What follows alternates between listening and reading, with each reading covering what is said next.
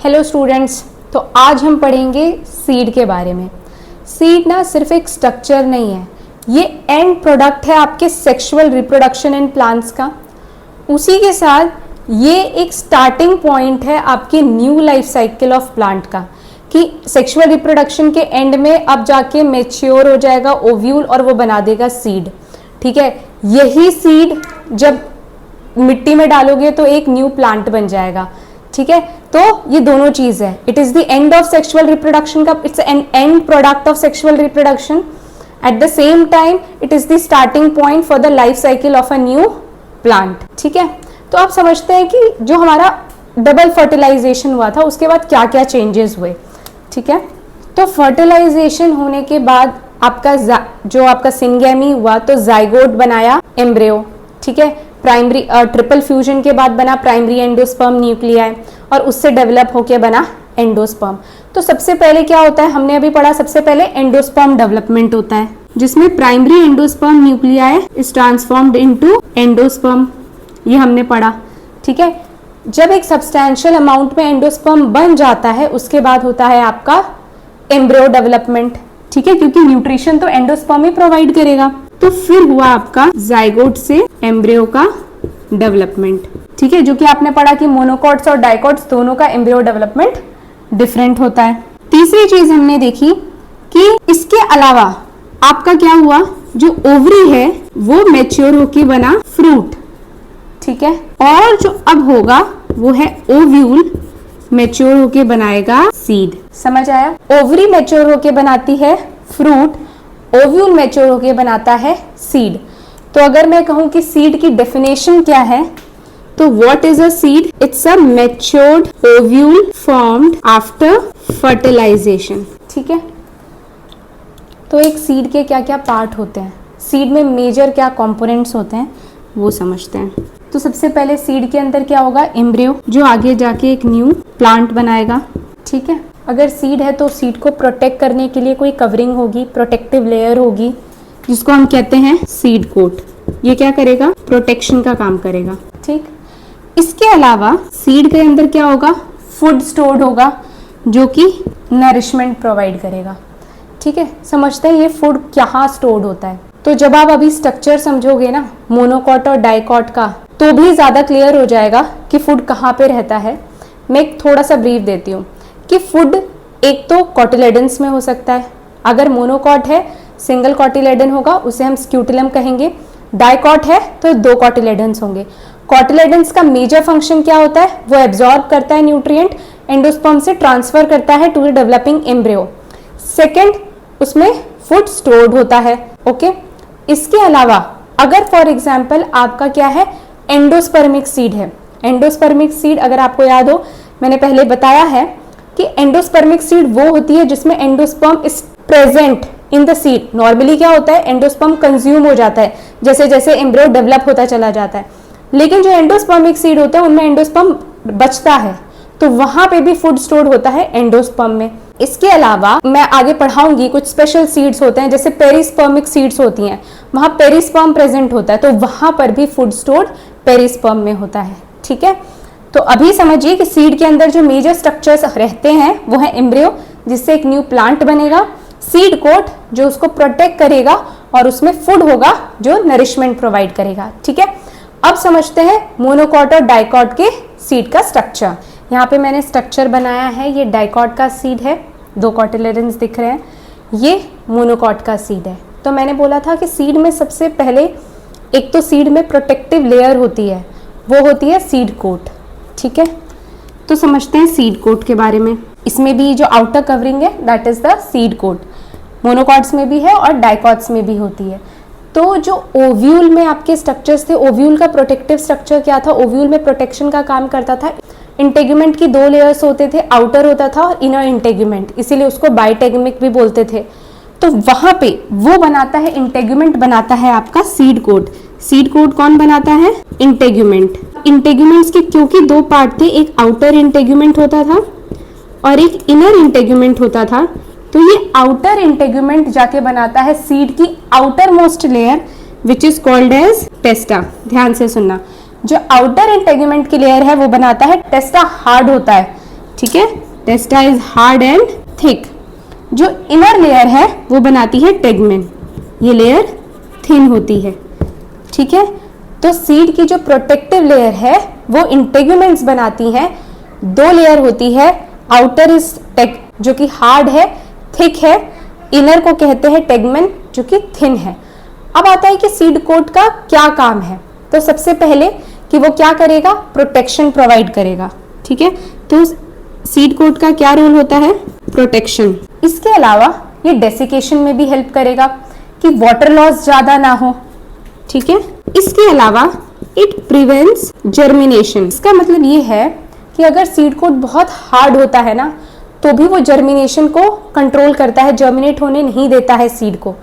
ये कैसे बेनिफिशियल है, जब आप डॉर्मेंसी पढ़ोगे तो वहां पे समझ आएगा सीड डॉर्मेंसी में कि वहां पे एक रीजन सीड डॉर्मेंसी का ये भी होता है कि जो सीड कोट है वो काफी ज्यादा थिक और हार्ड है, जिसकी वजह से सीड जर्मिनेट नहीं कर रहे। तो ये कई बार बेनिफिशियल भी है अगर कंडीशंस बाहर की अनफेवरेबल है तो। ठीक है, तो इंटेगुमेंट बनाता है सीड कोट, उसका रोल क्या है, प्रोटेक्शन, डेसिकेशन में हेल्प प्रिवेंट करता है और prevent germination.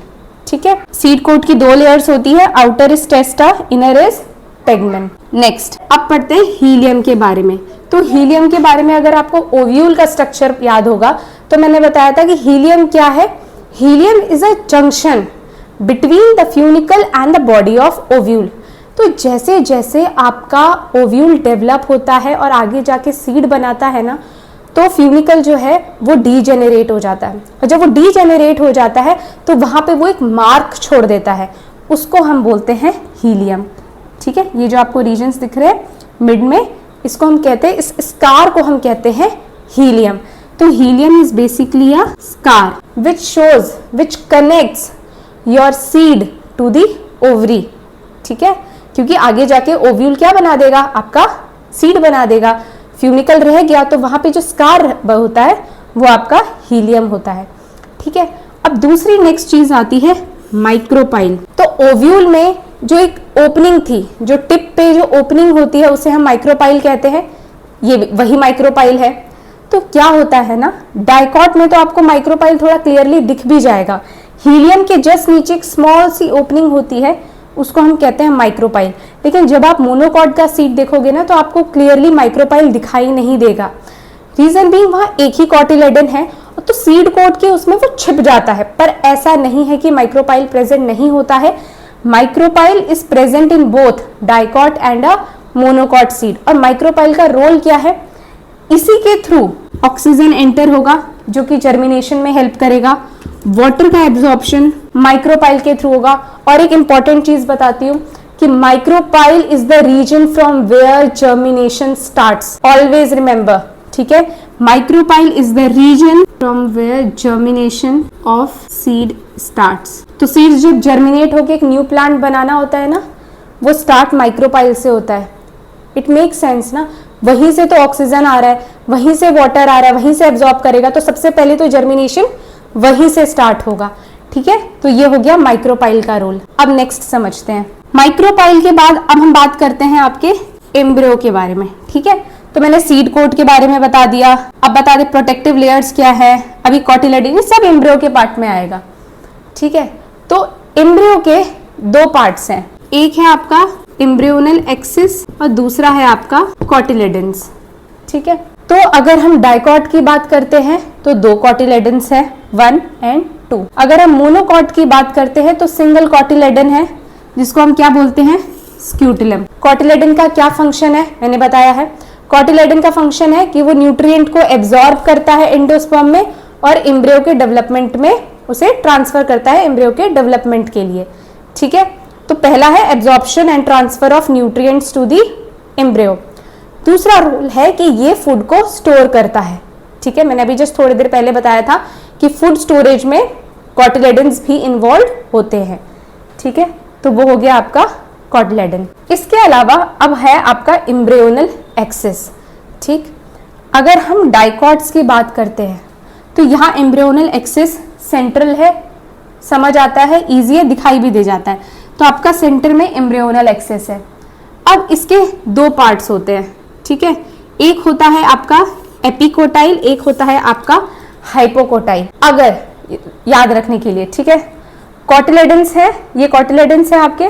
Reason above the cotyledon is called as epicotyl, region below the cotyledon is hypocotyl. Epicotyl आगे जाके it will end up into plumule जो कि आपका शूट बनाएगा। Hypocotyl will end up into radicle जो कि आपका रूट बनाएगा। समझ आया? एम्ब्रियोनल एक्सिस दो पार्ट होते हैं, epicotyl, hypocotyl. Region above cotyledon epicotyl, region below cotyledon hypocotyl. Epicotyl will end up into plumule जो आपका शूट बनाएगा। Hypocotyl will end up into radicle जो कि आपका रूट बनाएगा। ठीक है, तो ये हो गया आपका एम्ब्रियो के बारे में। इसके अलावा होता है एंडोस्पर्म, राइट।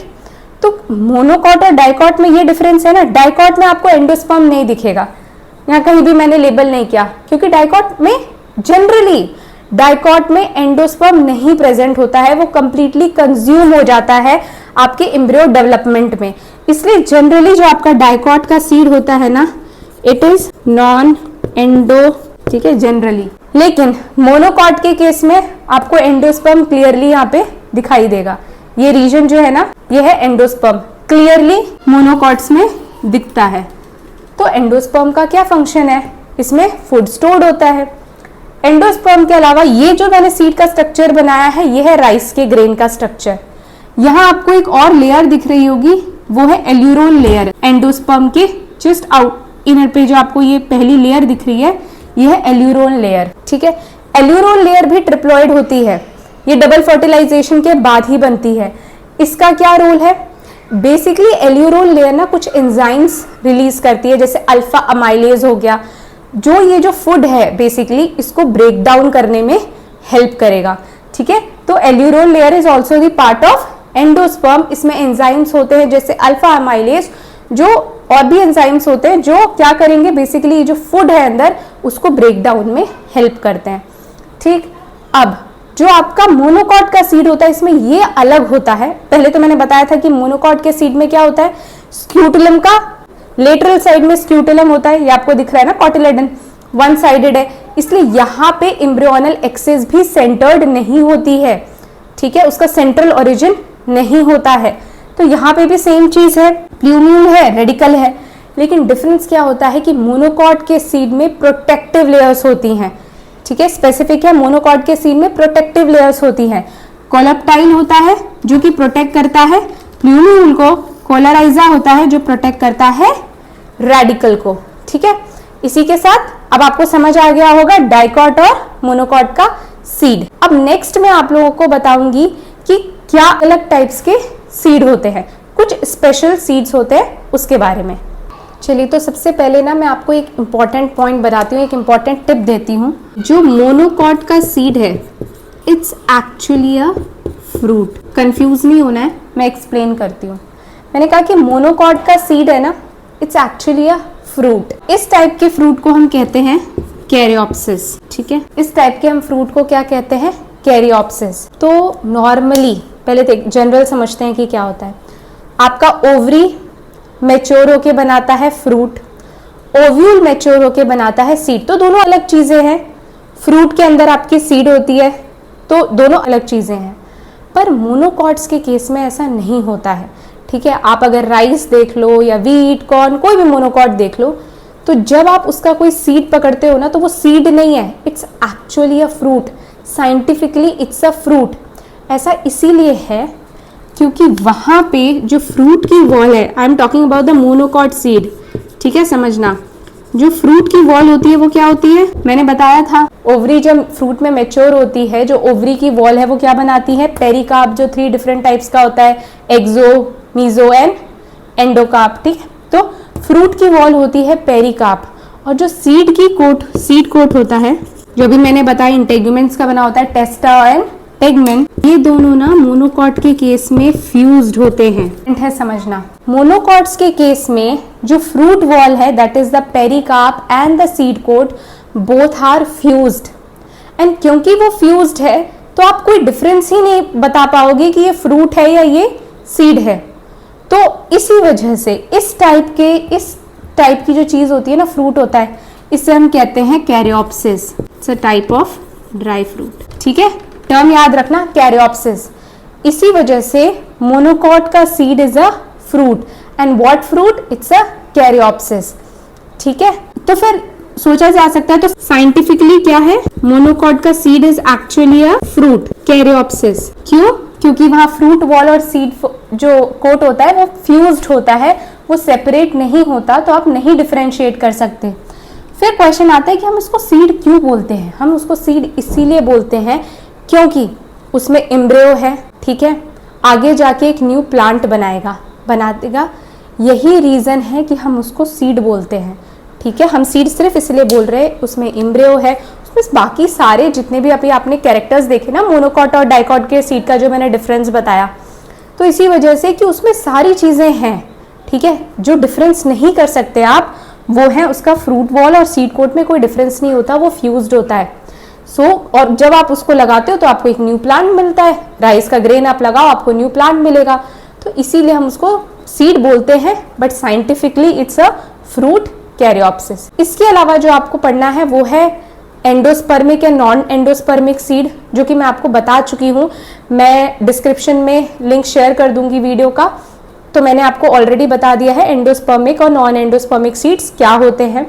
इसके अलावा मैंने आपको एंडोस्पर्म डेवलपमेंट में बताया था 3 different types of endosperm development होते हैं, जैसे न्यूक्लियर, सेल्यूलर एंड हेलोबियल। ये भी मैं आपको बता चुकी हूँ, मैं डिस्क्रिप्शन में इसका लिंक डाल दूंगी। अब नेक्स्ट जो आपको पढ़ना है वो है स्पेशल, कुछ डिफरेंट टाइप के सीड्स होते हैं, वो हम नेक्स्ट क्लास में करेंगे, वरना ये वीडियो काफी लंबी हो जाएगी। तो आई होप आपको आज का सारा टॉपिक अच्छे से समझ आया होगा। अगर आपको मेरी वीडियो अच्छी लगी होगी तो like, share and subscribe. Thanks for watching.